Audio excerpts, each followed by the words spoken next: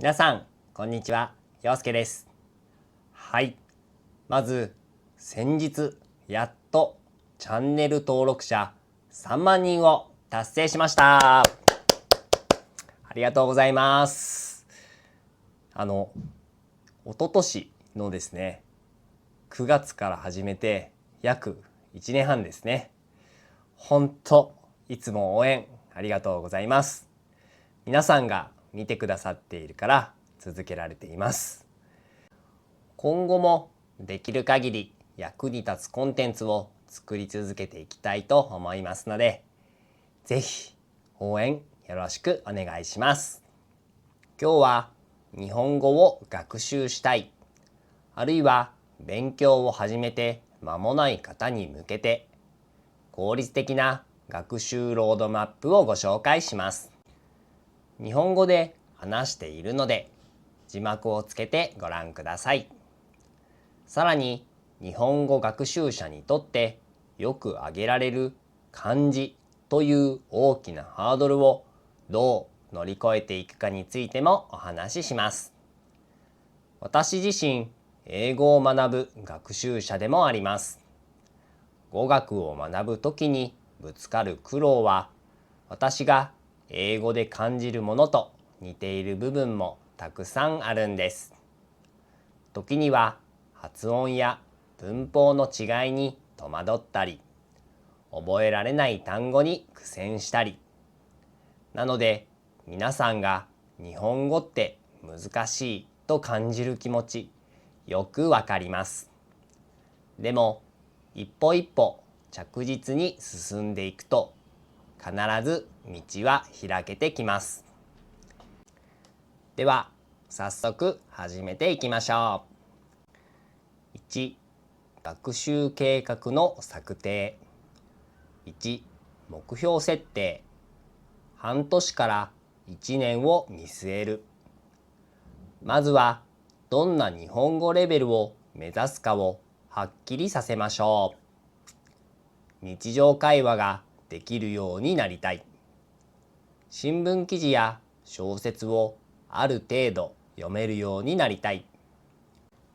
JLPT N3 や N2 に合格してキャリアや留学に生かしたい。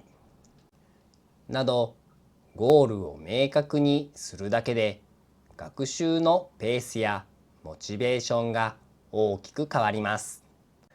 とにかく継続することが一番の鍵になってくるので、ゴールの設定は必須です。そして忘れないように紙に書いて部屋の壁に貼っておくようにしましょう。学習期間はだいたい6ヶ月から1年を想定しましょう。初心者が日常会話プラスアルファのレベルを目指すのであれば、週に20時間ほど勉強できると大きく成長が見込めます。これ、結構大変ですよね。もちろん、仕事や学校との兼ね合いで時間を確保するのは簡単ではありませんが、毎日の隙間時間をうまく活用する工夫をしながら、長期的に取り組んでいきましょう。2、学習時間の確保と定期的な見直し。時間を確保するために、ながら学習を活用しましょう。通勤・通学中にポッドキャストを聞く。家事をしながら発音練習をするとかですね。次に、短い集中。1回30分程度の勉強を1日2、3回に分けてやってみましょう。最後に大事なのはゼロで終わらせないことです。疲れている日でも5分から10分だけ単語を復習するなど、少しでも学習時間を確保することが大切です。これらは私が英語学習を続ける上でも大切にしているポイントです。私は娘の送り迎えの時間に車を運転しながら英語を聞くのが習慣になっています。そして毎月の月末や3ヶ月ごとに自分の進捗を客観的に振り返りましょう。計画より進みが遅れている場合、勉強方法を変えたり、もう少し短期目標を緩めたり、柔軟に調整すれば OK です。逆に順調に進んでいる人は、目標を早めに達成できそうなら、ステップアップしてもいいですね。2、基礎学習、ひらがな、カタカナ、文法。1、ひらがなとカタカナはまずはマスター。日本語を読むためには、ひらがなとカタカナという2種類のかな文字が必須です。英語でアルファベットを覚えるように、日本語でもまずはこれらを覚えましょう。ひらがなとカタカナは集中すれば2週間程度で覚えられます。1週間でひらがな集中、次の1週間でカタカナ集中。書き順を確認しつつ、紙やアプリで反復練習。英語学習の初期段階でアルファベットを書くのに慣れる作業が必要なように、日本語でもまずは文字自体に慣れることが大切です。書き順を守った方が形がきれいにまとまりますが、最近はスマホや PC で文字を入力する場面が多いため、手で書く頻度はそこまで高くないかもしれません。とはいえ、文字の形を意識すると脳に刻まれやすいので、最初はノートを使った手書き練習をおすすめします。過去、ひらがなの書き方動画も作っているので、もしよかったら見てください。2、文法の基礎。かな文字が読めるようになったら、次は文法を中心とした初級内容に取り組みましょう。動詞の活用、手形、他形、内形、マス形、辞書形など、後ろに続く言葉によって動詞の形が変わります。助詞は、が、に、で、をなどの使い分け、です、ます調を中心とした敬語の概念。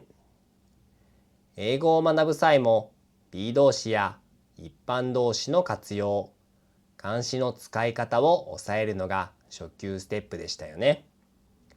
日本語でも似たような感じで、まずは基本の型を知り、そこから応用していくイメージです。初級向けの教材やサイトを活用し、例文をたくさん読んだり、自分で作ったりしていくと定着が早いですよ。教材はみんなの日本語や元気が有名ですね。みんなの日本語は覚えていく順序が理解しやすいと評判です。みんなの日本語は初級者向けに設計された教科書で、文法や語彙を段階的に学ぶことができます。特に会話中心の内容が多く、実生活で使える表現が豊富です。みんなの日本語は29カ国語に翻訳されているため、母語で理解したいという方は翻訳版を利用するといいかもしれません。元気は英語を母国語とする学習者向けに作られており、文法説明や指示が英語で書かれています。これにより、英語話者にとっては理解しやすく、特に初めて日本語を学ぶ人には親しみやすい教材です。また、練習問題が多く、バリエーションも豊富であるため、飽きずに学習を続けやすいです。3、語彙の拡充。日常単語プラステーマ別単語。1、生活密着の単語から。語彙力がないと会話中になんだっけと詰まる機会が増えてしまいます。英語学習でもよく経験しますが、単語が頭に浮かばないと会話が止まってしまうのがもどかしいですよね。だからこそ日常会話で頻繁に使う単語から覚えるとすぐに実感できる効果があります。買い物、野菜、服、値段、レジ、食事、飲み物、料理、注文、テイクアウト、公共交通機関、駅、電車、バス、乗り換え、オノマトペ、ワクワク、ペコペコなども日本語ならではなので、余裕があれば積極的に触れてみると会話が自然に聞こえます。オノマトペの動画も作ってます。ぜひチェックしてください。2、テーマ別学習で効率アップ。さらに趣味や仕事など関心のあるテーマを設定して、そこに登場する単語を集中的に覚えるとモチベーションが続きます。好きなスポーツの用語を覚える。相撲が好きなら決まり手や取り組み内容とか、自分の仕事に関する専門用語に日本語があるかどうか調べる。テーマごとにオリジナルの単語リストを作り、学習アプリで復習するといいと思います。この段階ではスマートフォンアプリやオンライン教材を活用すると効果的です。特におすすめなのが NHK ワールドの Easy Japanese や伝える・広がる日本語での暮らしといった教材です。このあたりサイトを確認しましたが、多言語設定になっていて映像のクオリティも高くてすごいですよね。もし見たことない方はぜひチェックしてみてください。4、漢字学習。書かなくても OK？ 読めれば十分という考え方。日本語学習の中でも特に初心者が難しそうと感じるのが漢字ですよね。ひらがなとカタカナを覚えた後にさらに数千もの漢字があると聞けばおじけづいてしまうのも無理はありません。しかし私の考えでは漢字は必ずしも書けなくても読めて意味がわかれば十分です。実際日常生活でもスマホや PC を使う機会が増えていますし、変換機能を使えば手書きをしなくても文章を作れます。もちろん書く練習もした方が覚えやすい部分はあるのですが、最優先すべきは読めることと単語や文脈の意味が理解できることだと思います。英語学習でもスペルミスを良くする方でも文章を理解したり書いたりできますよね。大事なのは読む力と書く力を両立させるかどうかの優先度で、まずは読めて意味がわかるようになればコミュニケーションに大きな支障はありません。ここで紹介したいのが私が監修している漢字学習アプリ鬼漢字。日本の子どもが漢字を習得していくプロセスを採用し、2000字以上の常用漢字プラス数千の語彙を学べるカリキュラムを組んでいます。今はまだ350の漢字のみですが、だんだんと増やして漫画や小説などの生のコンテンツを読むために必要な漢字力を着実に育成します。漢字を単なる文字の塊として暗記するのではなく、文脈の中で自然に覚えられるように設計されています。鬼漢字ではいきなり漢字をどんどん暗記させるのではなく、この漢字はこんな場面、こんな単語で使われますといった形で先に文脈を提示します。例えば水という漢字を学ぶときに、同時に水曜日、水中、水、水色など関連語もピックアップしてくれます。SRS、Spaced Repetition System や機械学習のアルゴリズムを使って苦手な漢字や忘れかけたものを適切なタイミングで出題する仕組みがあります。むやみに大量の漢字を一度に覚えようとするのではなく、覚えたはずの漢字を忘れる寸前で復習できるのがポイントです。また、レベルや目標に合わせたカリキュラムも設定できます。JLPT レベルや常用漢字など、学習者が目指す範囲に応じて出題をカスタムできます。例えば、まずは N5 から N4 レベルを固めたい。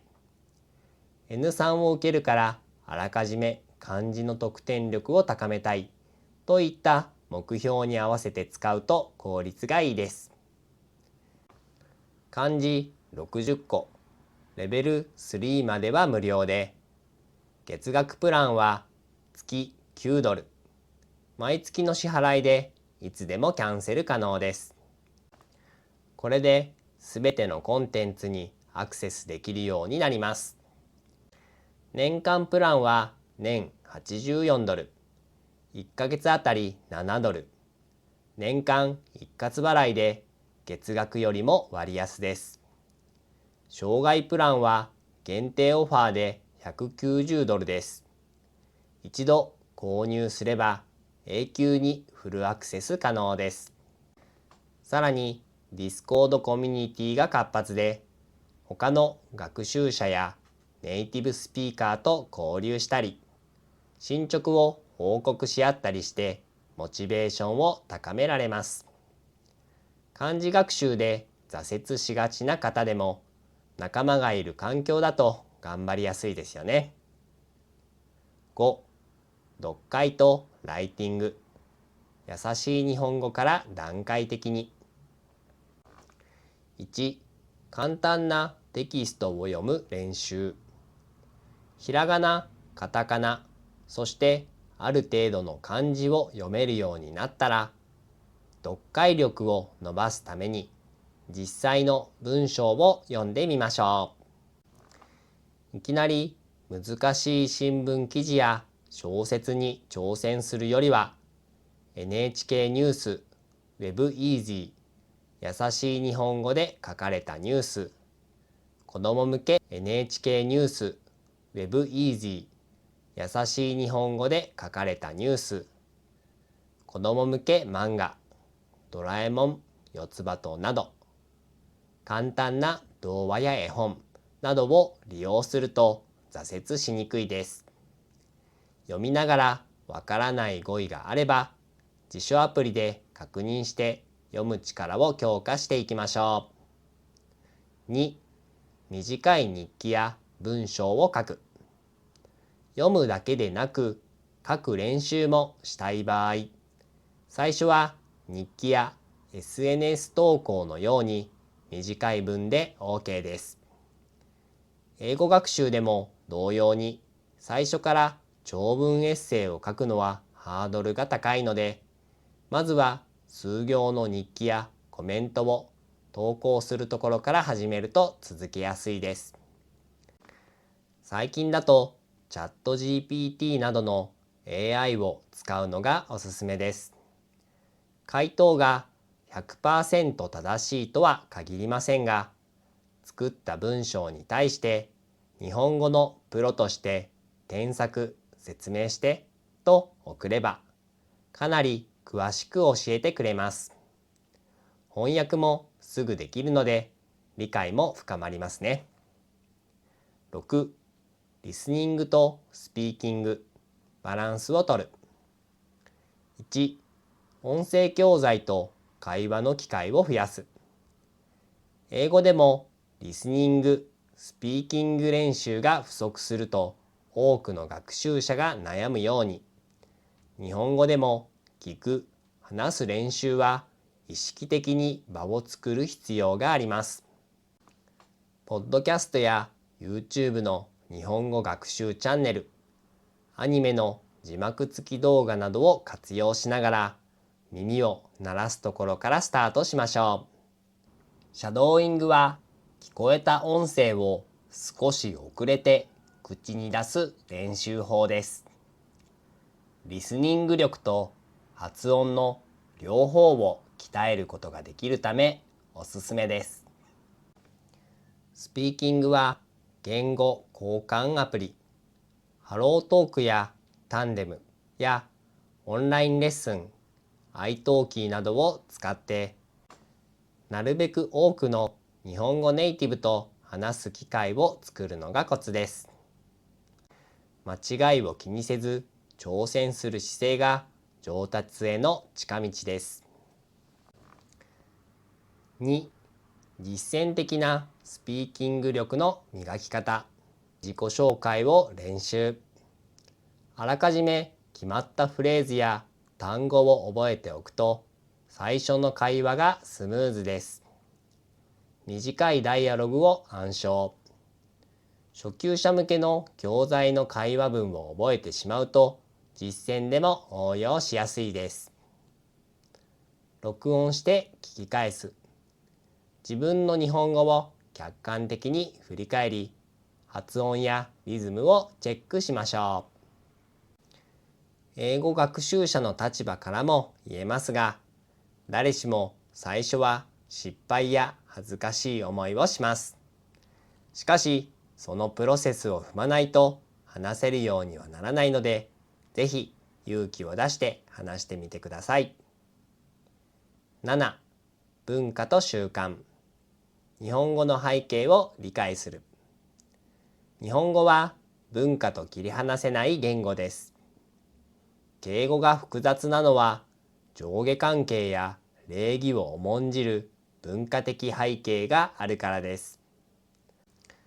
お正月や花見、七夕など季節ごとの行事にも独特の風習や言葉もあるので、言葉と一緒に文化や習慣も覚えていきましょう。ぜひチャンネル登録して私の動画を見てくださいね。8、進捗の確認と計画修正。最初に立てた目標や計画が必ずしも全員に当てはまるわけではありません。英語学習をしている時にも痛感しますが、勉強時間や教材との相性は人それぞれなので、定期的に振り返って調整することが大事です。1ヶ月ごと、3ヶ月ごとなど区切りを決めましょう。勉強時間の記録や模擬テストで客観的に把握しましょう。うまくいかない部分を分析し、ツールや学習法を変えましょう。例えば、漢字が思うように覚えられない人は、鬼漢字を本格的に使い始めるのもありでしょうし、逆に読むのは得意だけど聞き取りが苦手な人は、リスニングやシャドーイングの時間を増やすなど柔軟に変えていきましょう。計画通りに進まないと落ち込みがちですが、むしろ学習計画をアップデートしてより自分に合った形に整えていくのが長期的には理想です。9、学習を継続するコツ。楽しむ工夫。言語学習は短期間で完成するものではありません。半年や1年をかけて一通り基礎と応用を身につけたとしても、その後もより高いレベルを目指すなら勉強は続きます。ここで最も大事なのは楽しみながら学ぶという姿勢。好きなコンテンツと結びつける。アニメ、ゲーム、音楽、スポーツ、何でも OK。日本語で楽しめる媒体を探しましょう。SNS や Discord、地域の会話クラブなどで仲間を見つけ、情報交換もおすすめです。鬼漢字にもコミュニティ機能があり、同じ目標を持つ人との交流が可能ですよ。小さな達成感を重ねる。今日は新しい単語を10個覚えられた。あの動画が少し聞き取れたなどを自分で認めて、プチご褒美を用意してもいいですね。10、まとめ。最後に今日の要点をざっと振り返ります。6ヶ月から1年の学習期間を見据え、週どれくらいの時間を確保するか計画を立てる。ひらがな、カタカナ、基本文法、日常語彙を最初の3ヶ月で固め、徐々に応用へ。漢字は必ずしも書けなくてもいい。読めて意味を理解できれば十分という考え方も OK。鬼漢字を活用し、文脈に沿った漢字学習を続けることで、読解力を効率よく高められる。読解とライティングは優しい文章から始め、短文日記や SNS 投稿でアウトプットを増やす。リスニングとスピーキングは音声教材や言語交換、オンラインレッスンで実践機会を確保。文化背景の理解、行事、習慣、礼儀、アニメなどにより表現のニュアンスがつかみやすくなる。定期的な自己評価と計画の柔軟な変更で挫折を防止。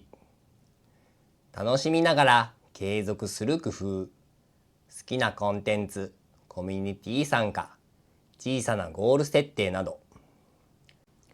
言語学習というのは一朝一夕で身につくものではありません。ですが、少しずつ積み重ねていくうちに、ある日、以前は読めなかった文章が読めるようになった。会話のテンポがスムーズになったと実感できる瞬間がやってきます。漢字も最初は難しく思えるかもしれませんが、読めれば OK という気持ちで、あまり書くことを強制せずに覚えていけば、意外と早く漢字アレルギーから抜け出せます。毎日少しずつ触れてさえいれば、半年後、1年後には確実に読める漢字が増えているはずです。私自身、英語の学習で苦労しているからこそ、日本語を学ぶ皆さんの苦労をとてもよく理解しています。でも、その大変さを乗り越えた先には、きっと新しい世界が広がっています。一緒に頑張っていきましょう。皆さんの日本語学習が楽しく、そして有意義なものになりますように。ではまた次回の動画でお会いしましょう。バイバイ。Yosuke teaches Japanese every day, bringing words and phrases come what may. From hiragana to kanji, you'll see. Learning's fun with Yosuke. Come with me.